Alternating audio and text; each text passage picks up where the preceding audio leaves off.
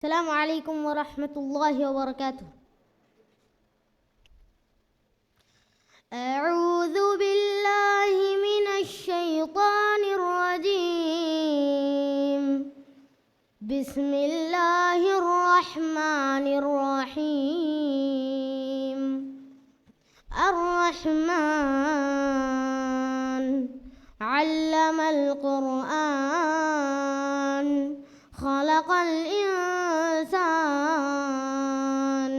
علمه البيان. الشمس والقمر بحسبان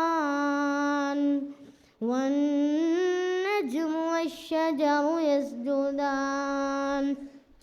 والسماء رفعها ووضع الميزان ألا تطغوا في الميزان وأقيموا الوزن بالقسط ولا تخسروا الميزان.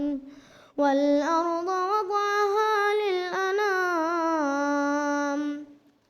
فيها فاكهة والنخل ذات الأكمام والحب ذو العصف والريحان.